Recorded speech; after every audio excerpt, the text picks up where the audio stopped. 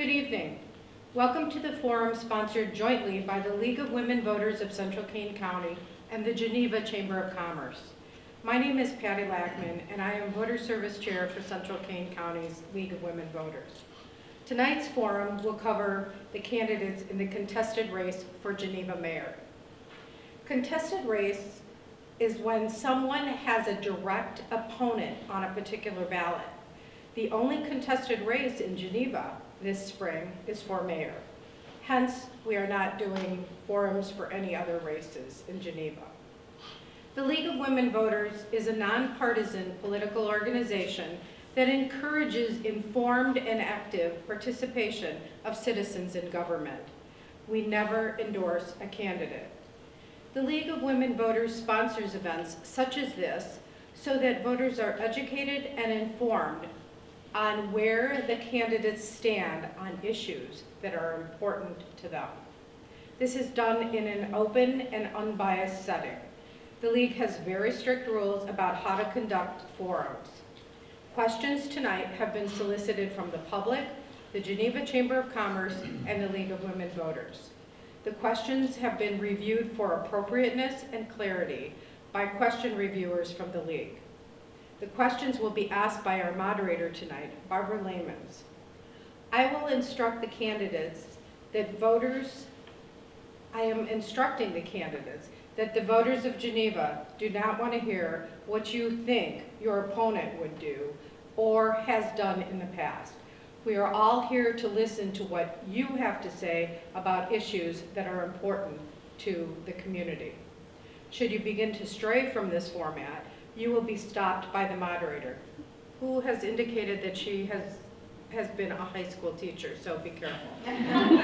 At this time, I would like to introduce our partners in this forum, Paula Schmidt, the CEO of the Geneva Chamber of Commerce.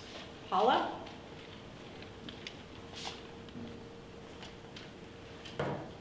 Thank you, Patty, and to the League of Women Voters, and welcome everyone. My name is Paula Schmidt. I'm the president of the Geneva Chamber of Commerce, and I want to welcome everyone here this evening to our mayoral forum. And we want to thank the League of Women Voters for helping Robin Cheyenne, who I also want to say thank you to, who is our Geneva Chamber membership director, for working with the League of Women Voters to get this event together. So we thank you. What a beautiful venue, and we're very lucky to be here. And thank you to the Geneva Public Library for hosting our event tonight. And I do want to say on behalf of our over 500 members in our Geneva Chamber, we look forward to hearing our mayoral platforms and the issues. And let's go get them. Thank you, Paula. Tonight we are being filmed by Anita Centulli from Batavia Access Television Station, and the film will be available on our website and the Chamber's website tomorrow on their YouTube, and it'll be on the YouTube channel. So at this point in time, I would like to introduce Barbara Lamans, our moderator for this evening. Thanks, Patty. Good evening.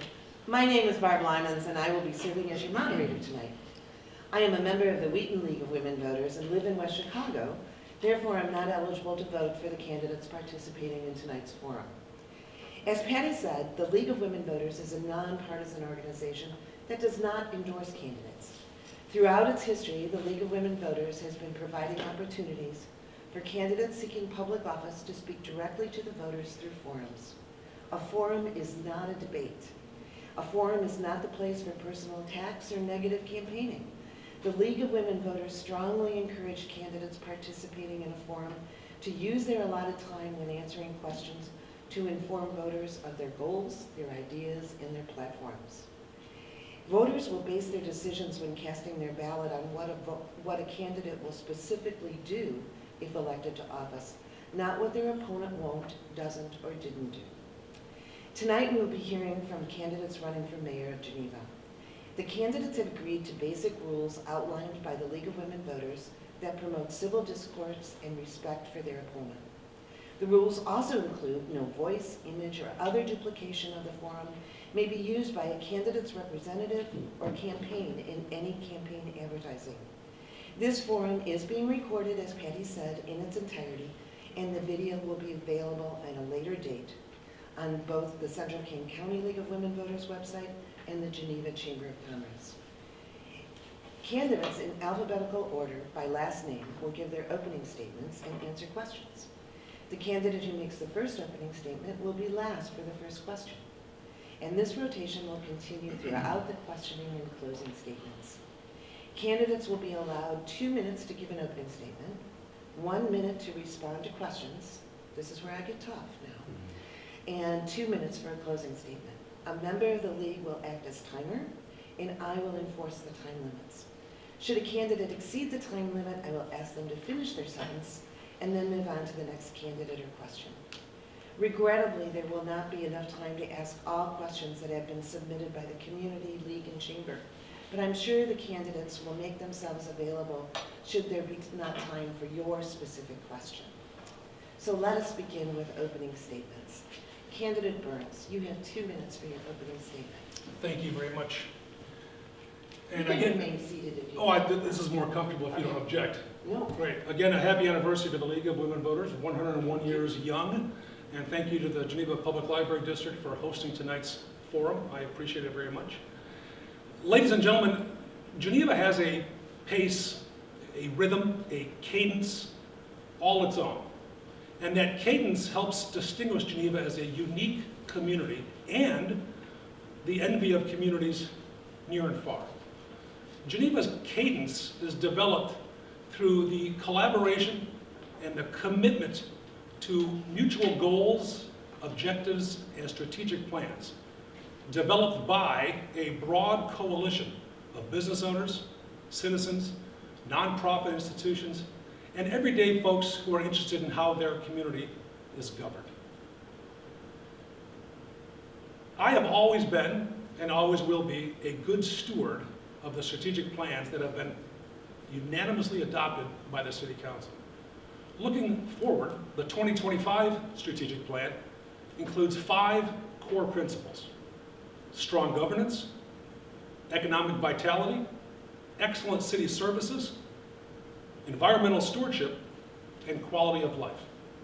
Moreover, I personally pledge to continue building strong relationships with our partners here in the community, our library board, our school board, our park board, and of course the folks at the township, the county, the state, and federal offices. This has been one heck of a year.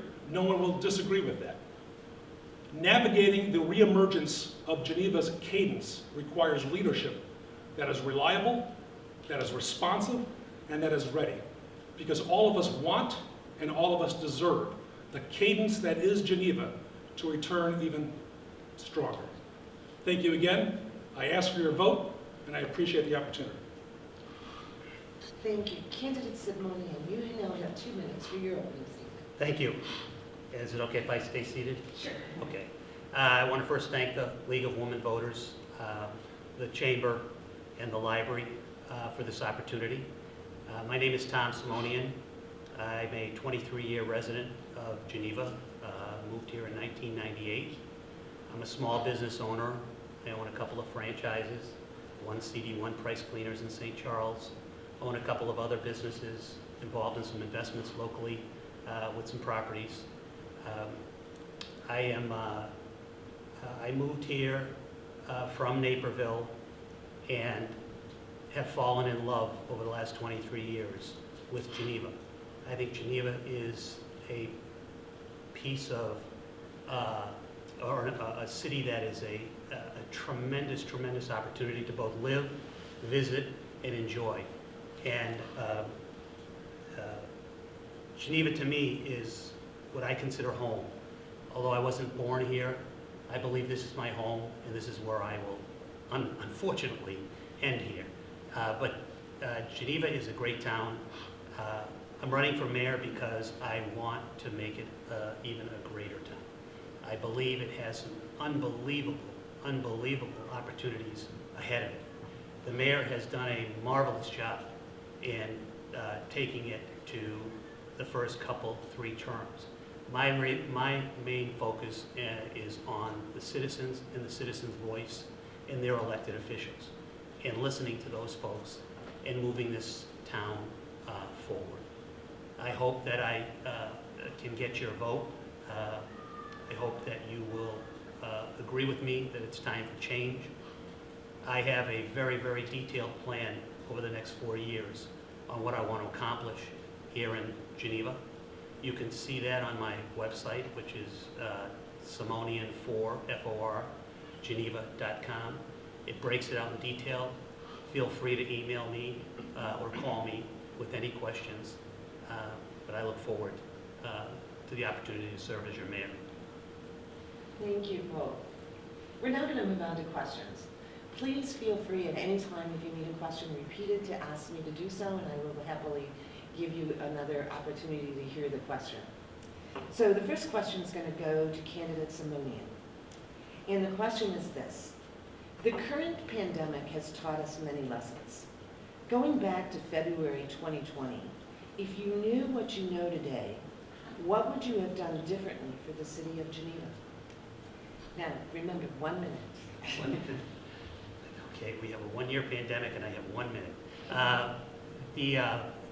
First of all, I would have laser focused on the businesses, especially the small businesses, especially our restaurants. We have 157 restaurants in this town that are crippled, and some are shuttering, and some will continue to shutter.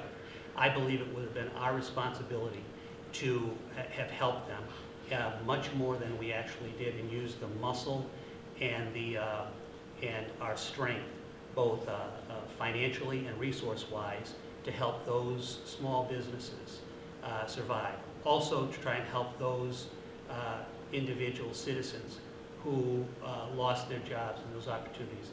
I think looking in hindsight, we could have done a much better job. It's easy to say that sitting in hindsight, but if we had all known what we know now, what we knew then, or knew then what we know now, I think we all would have made some major changes. Thank you. Thank you. Candidate Burns, the same question. Thank you very much. In March of last year, the city of Geneva, much like the rest of our country, came to a screeching halt, if you will, because of the pandemic.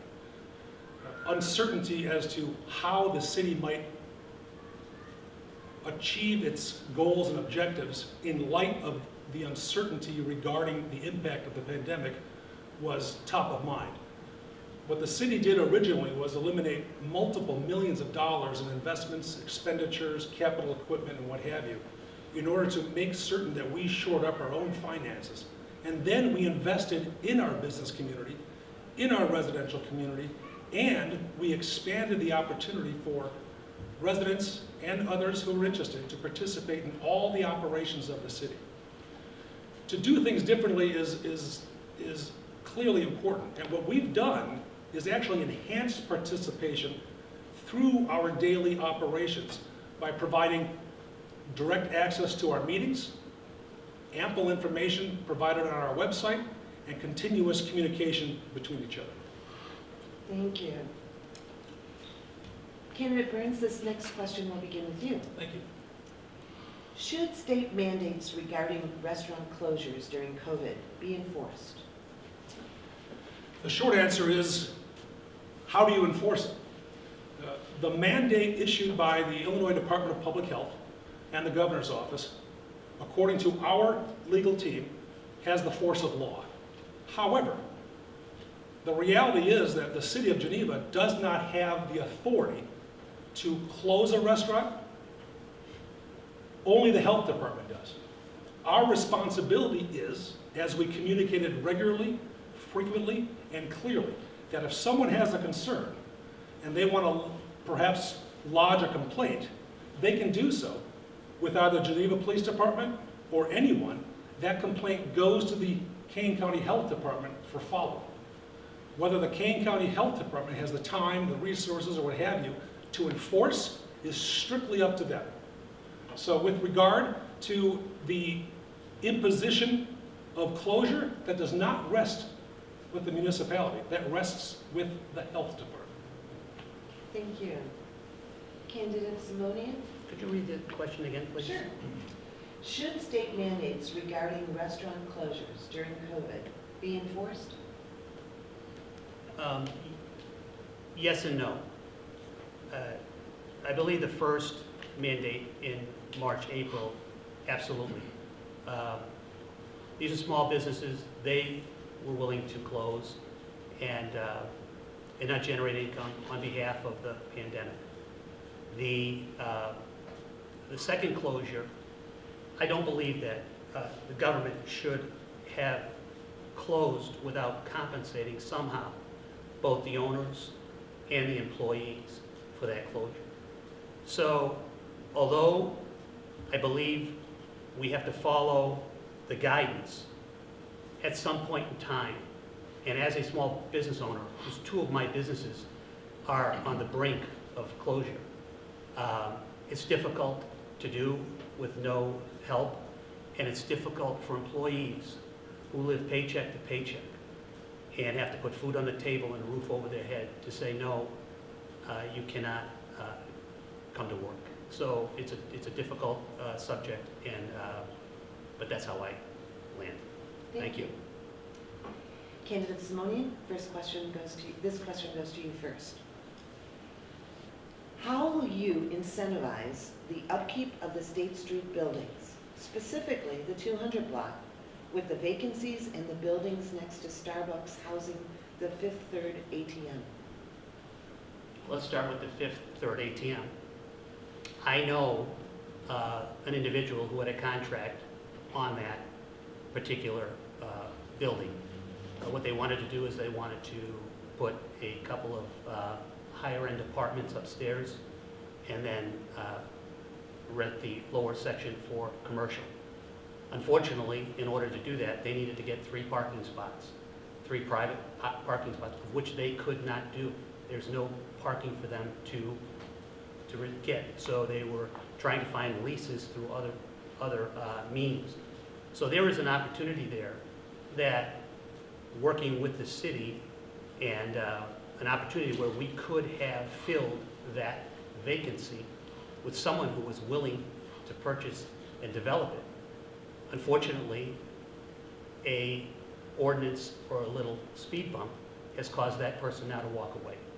So what it is working with the city to help develop and incentivize those folks or those opportunities. Thank you. Candidate Burns, the same question.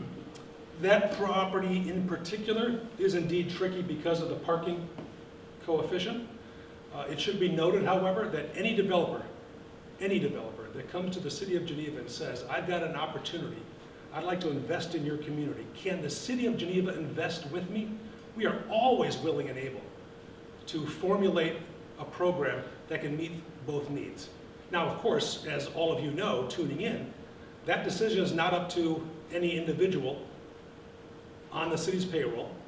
It is not up to the mayor. It's up to the city council.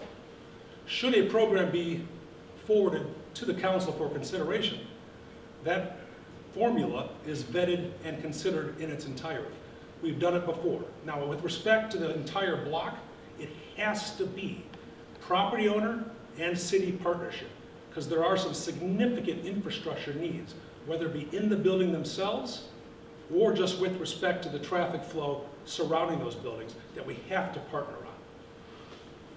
Candidate Burns, you may want to stay standing. You got it. This is these questions for you. Thank you. You're getting your exercise. Oh, it's all good. Okay. So this is the question. Yes. How would you describe the mill race in development attempt? What went right or wrong? I think it was a long and arduous process that I think disappointingly ended with a lot of hurt feelings. The reality is this, when a project like that and land like that is the subject of so much attention, you know darn good and well there's going to be differing ideas. There's going to be some natural combatants, if you will. What should be done, what should not be done, who should pay for what, you name it.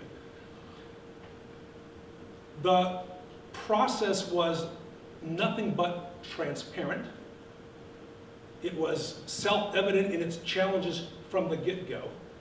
It was an investment that we learned a lot about. There were mistakes made, absolutely, and there were lessons learned. It's tough, however, sometimes to receive criticism from some who never participated in the process and just assume that it could have gone smoother. So I invite anyone and everyone to participate in all those processes moving forward, and there will likely be more coming down the pike very soon. Candidate Salonian? That particular property is a strategic property for the city of Geneva. It is both physically and where it's located is a key property for us.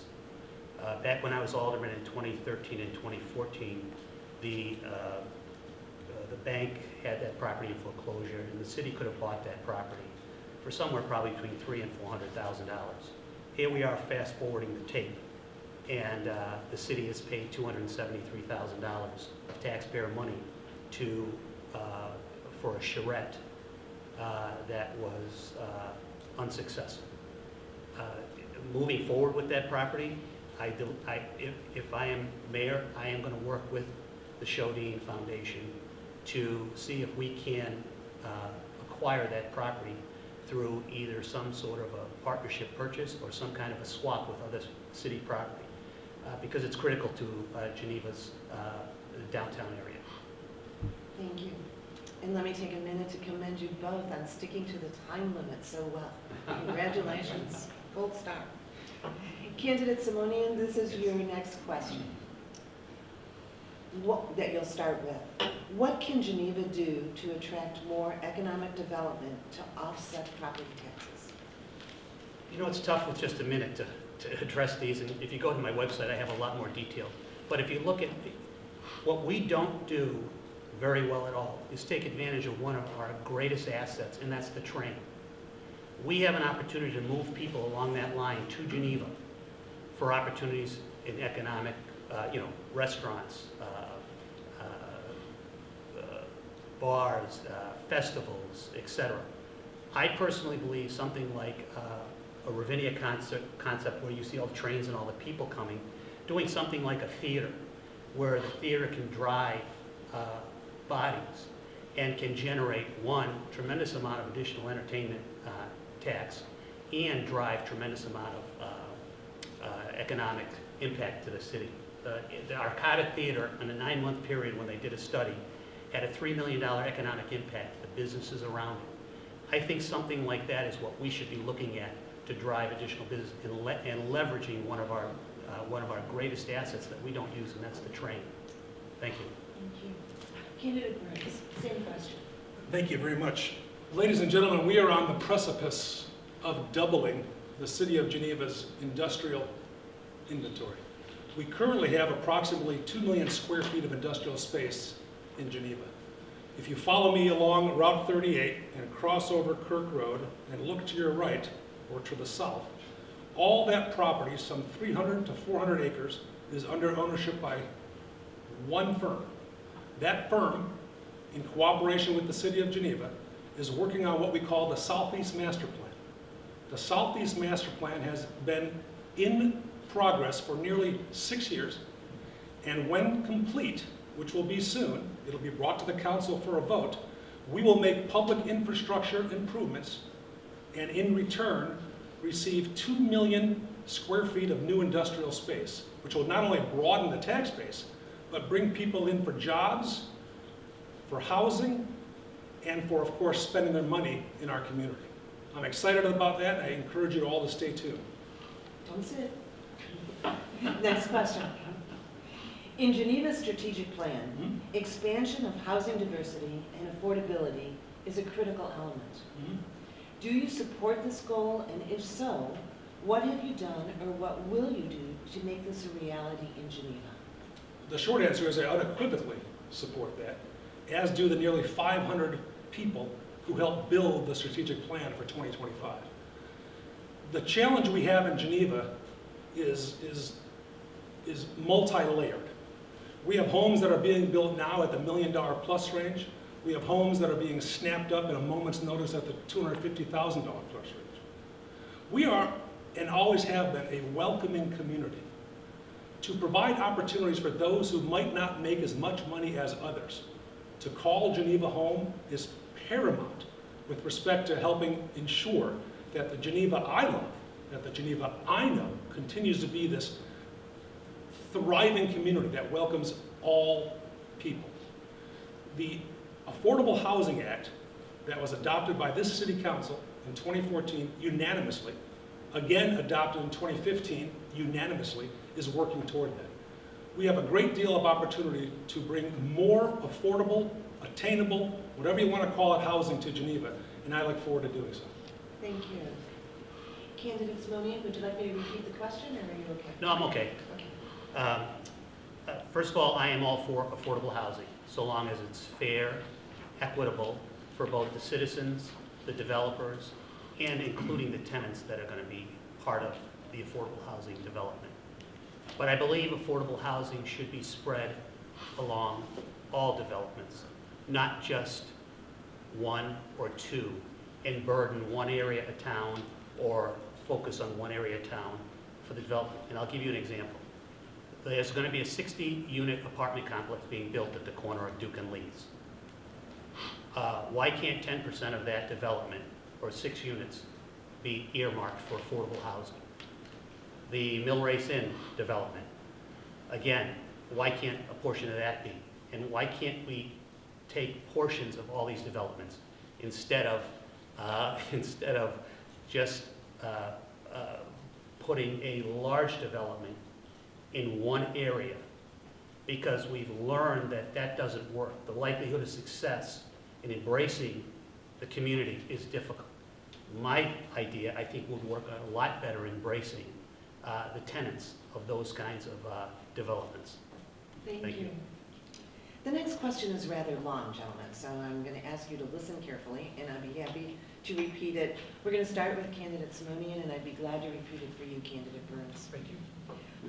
The Clean Energy Jobs Act, CEJA, has provisions requiring all power plants in Illinois to reduce their emissions to zero by 2030. This would shut down all fossil fuel plants in Illinois, including coal, oil, and gas-powered plants. This would close the Prairie State coal-fired power plant. Geneva is currently under a long-term contract to buy approximately 60% of its electrical supply from Prairie State. If it is shown that there will be economic and reliable alternatives to Prairie State, will you support this provision in the Clean Energy Jobs Act? First, a little history. It's unfortunate that Geneva is part of this Prairie State coal plant, which unfortunately is the #1 contributor of greenhouse gases in Illinois and one of the top 10 offenders in the United States.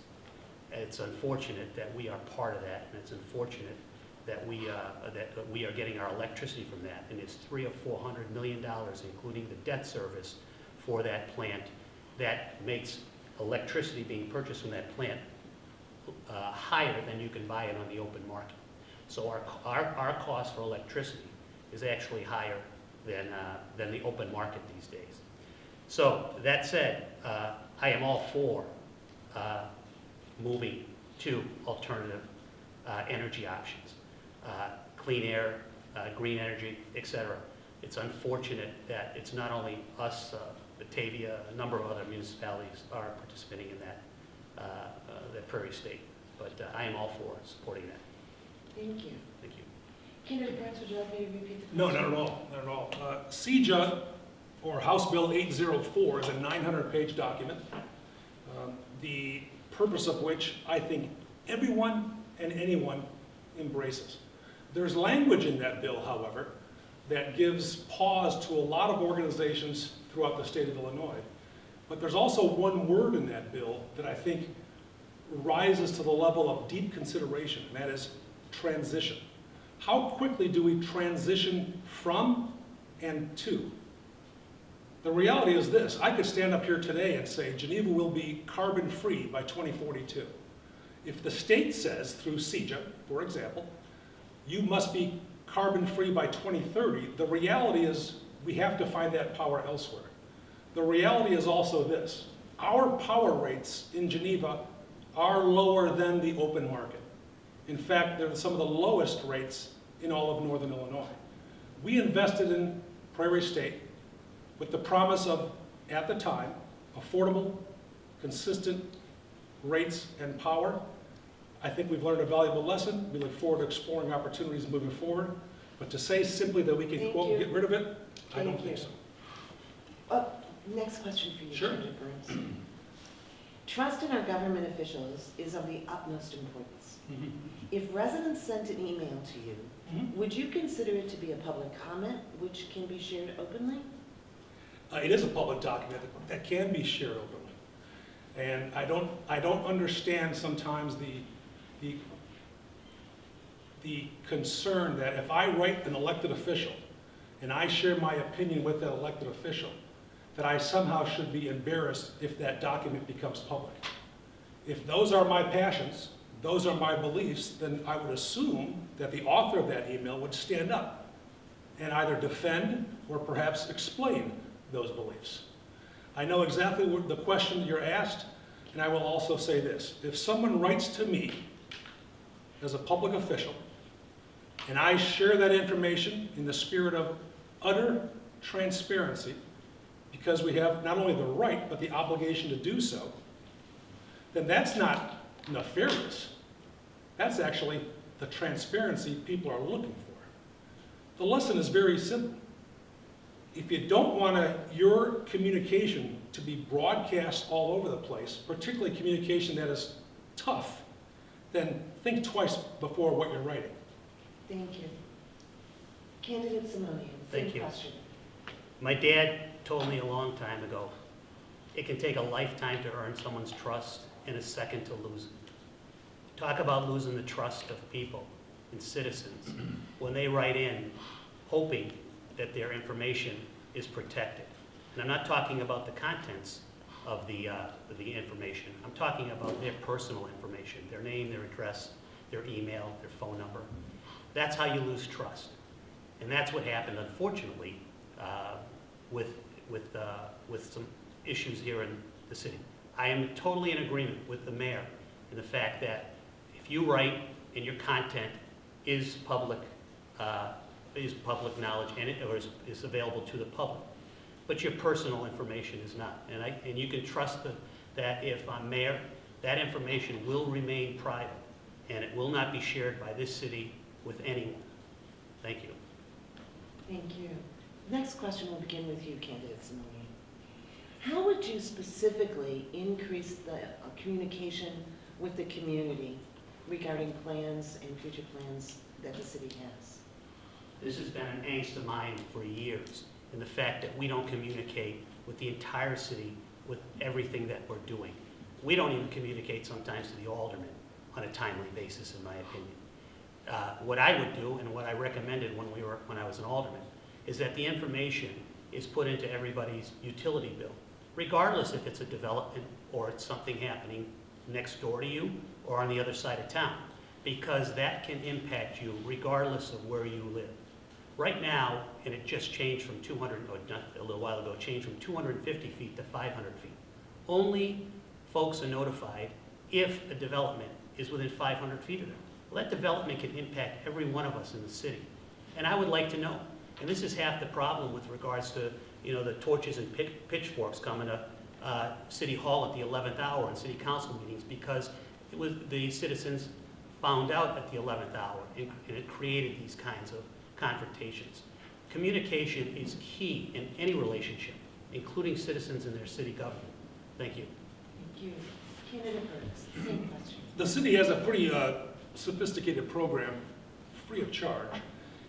If you sign up for a notification alert from the city of Geneva, you receive anything and everything you want by checking the boxes of the information you seek. For example, if you want to know only about development projects that are being contemplated, you will receive that information the moment an application is filed at the city of Geneva for consideration. That website, that page on our website, has everything from the application the draft concept, the needs for roadways, water, you name it, everything you could possibly want. We currently have several thousand people signed up. We have 23,000 people in town. I would love to see every resident partake in this smooth, cogent, clear, and irrefutable communication tool.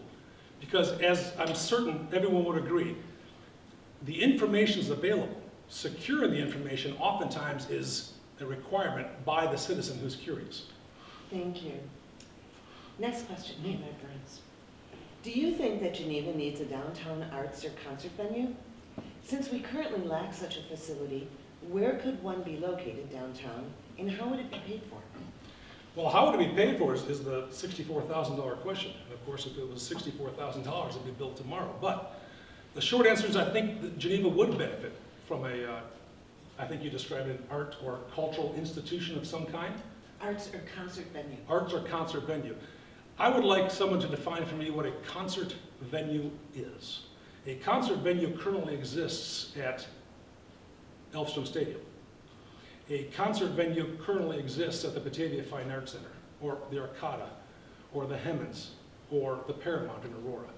I would say if we're going to pursue a cultural arts center or concert facility, we best find that niche market to ensure that it's successful. Concert venues are aplenty.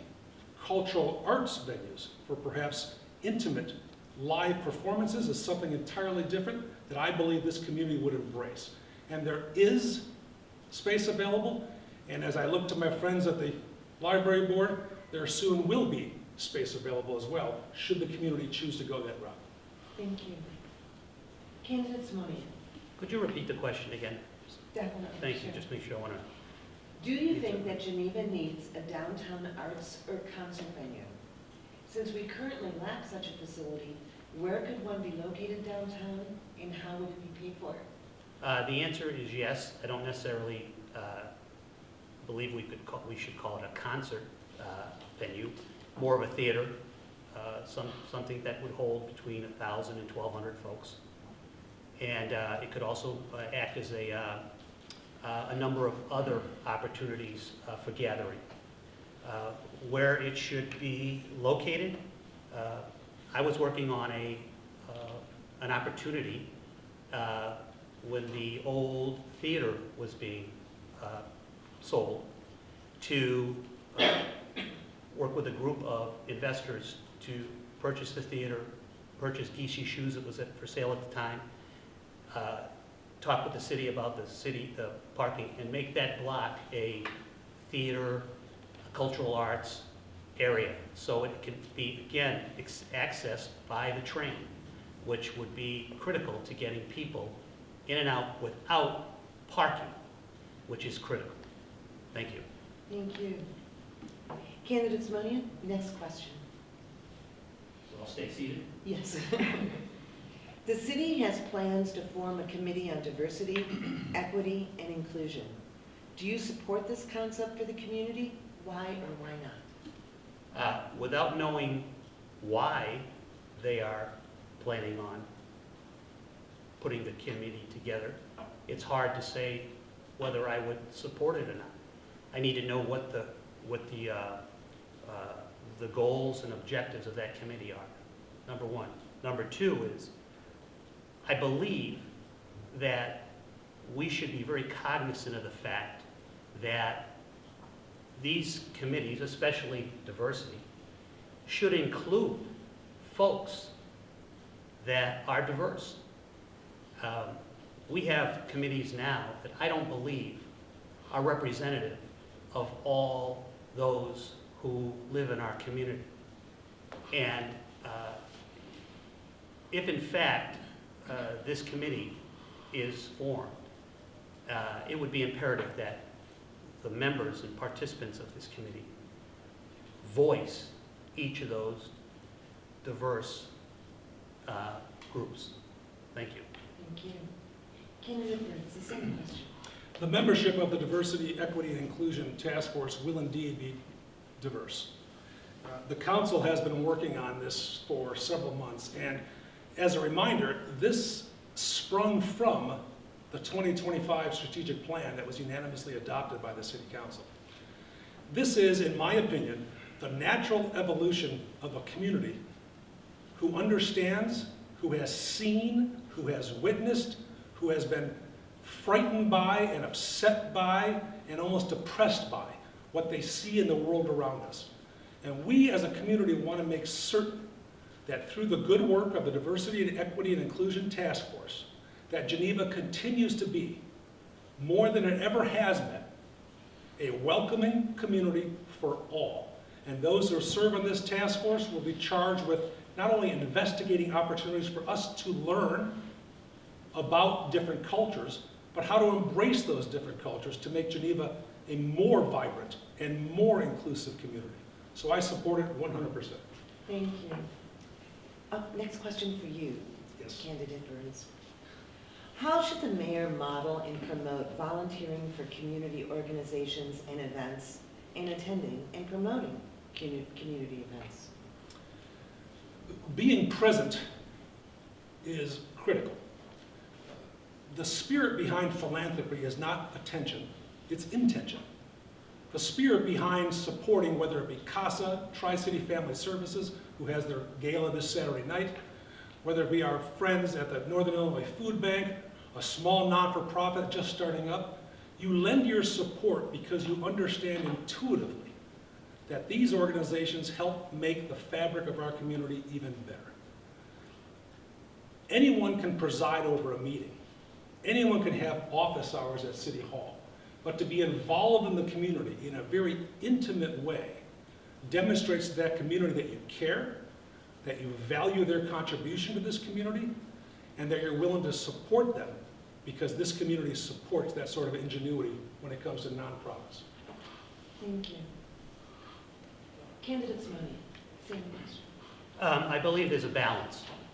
I believe that we shouldn't just be managing meetings, sitting in City Hall all the time. I don't believe that we should be ribbon cutting, ceremonial, and out on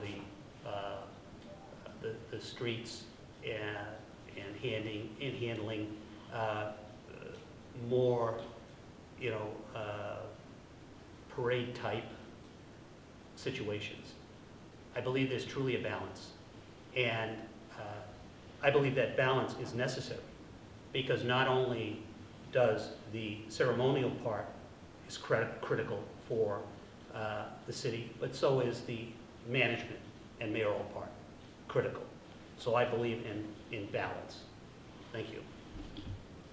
I'm going to use my moderator prerogative right now and give you both 2 minutes for this next question, which is your last question, so you can breathe a sigh of relief. I know you covered COVID and implementations, a year of COVID implementations in 1 minute, but what I'd like to know and have you cover now is, what are your 3 most significant issues that Geneva will have to deal with in the next 3 years? And we'll begin with candidate Salonian. I'll read the question one more time. What are the 3 most significant issues that Geneva will have to deal with in the next 3 years? You have 2 minutes. Thank you. I believe the number one issue Geneva has to deal with is communication and trust to its citizens. I believe that the org chart in Geneva is upside down. The citizens should be number 1, the elected officials number 2, and then the support staff number 3. I believe it is not met, it's not structured that way right now. So I believe the number 1 issue we have is trust and communication in government to its citizens. I believe number 2 is the east side. I believe the east side of the river. Those folks have been paying their fair taxes for many, many years. But I don't think they believe that they're getting their fair share. I know that we're in the process, but we've been promising it now for 12 years that we're going to revitalize the east side. One of my number one focuses on economic development will be on that east side. I know some of the work has been done, but we have to make that a priority. And then lastly, I think it's supporting the businesses in our town. We used to be a little boutique-y town. We've become a restaurant town. And like I said earlier, I believe we have 157 restaurants, and they need our support. If you go and look down 3rd Street or State Street on Sunday through Thursday night after 8 o'clock, it looks like the town is asleep. We need to fill those seats, and we need to fill those stores. Those are my 3. Thank you very much. Thank you. Candidate Burns, what are your 3 most significant issues that Geneva will have to deal with in the next 3 years? You have 2 minutes. Okay. There are many. Let me begin with asking all the citizens of Geneva and all the businesses of Geneva, particularly those businesses east of the Fox River, that the next 3 years is going to be a very trying time because we are rebuilding the East State Street corridor. We're not repaving, we're rebuilding that entire corridor. We have finally amassed the nearly $20 million necessary through grants and other programs to actually rebuild that corridor, enhance its aesthetics, enhance the transportation through that corridor, which I believe will also spark reinvestment along that route.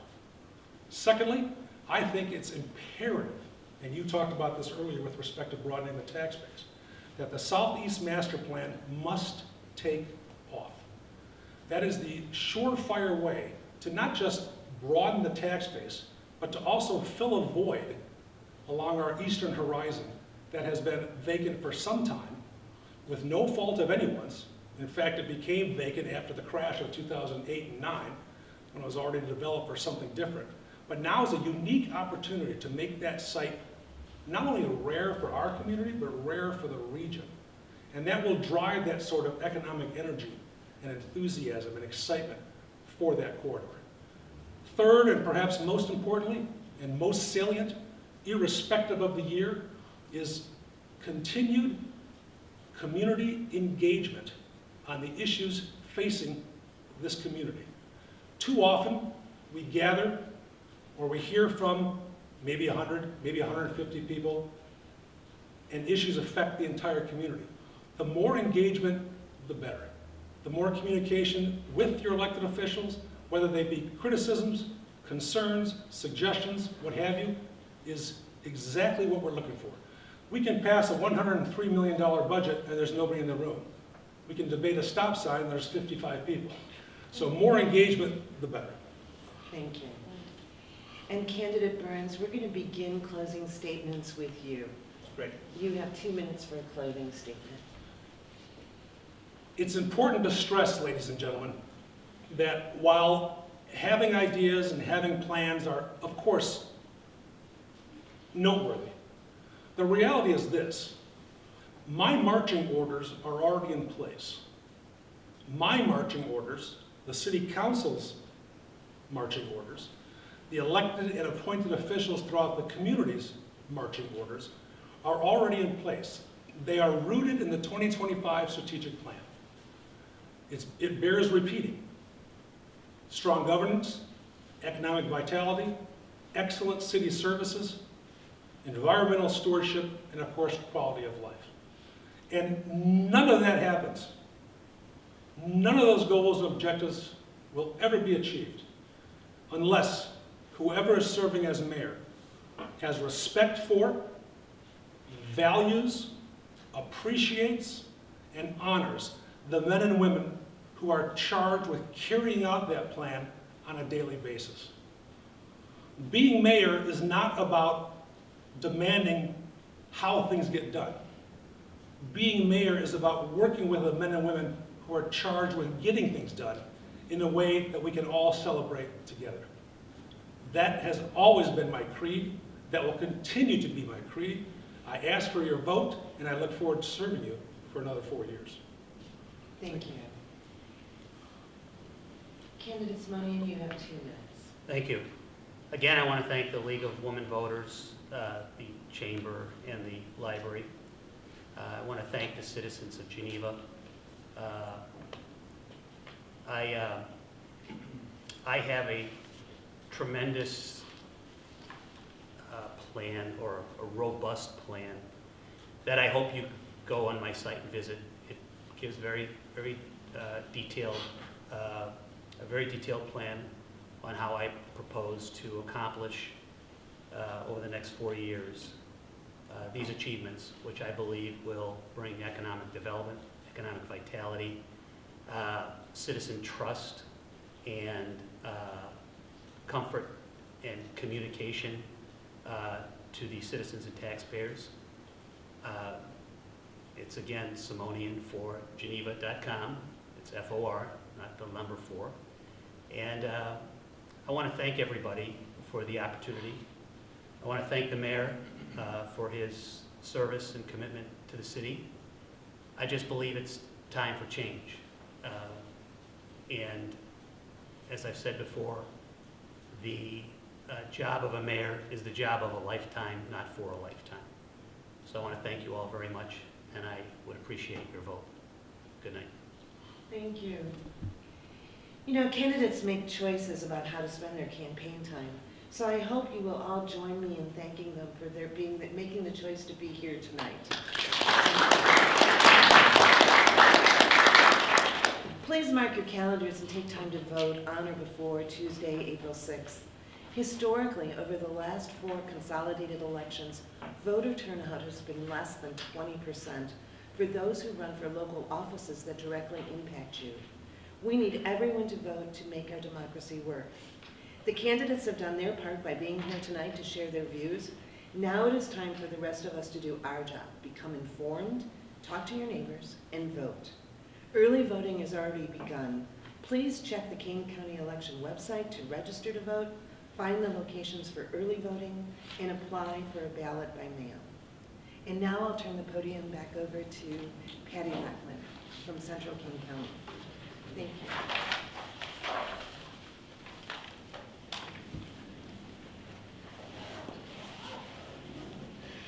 A lot quicker than Tuesday night when we were there for 4 hours.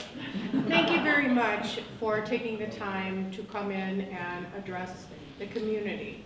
I think that it shows that you both are dedicated to the city of Geneva, and we certainly appreciate you taking the time.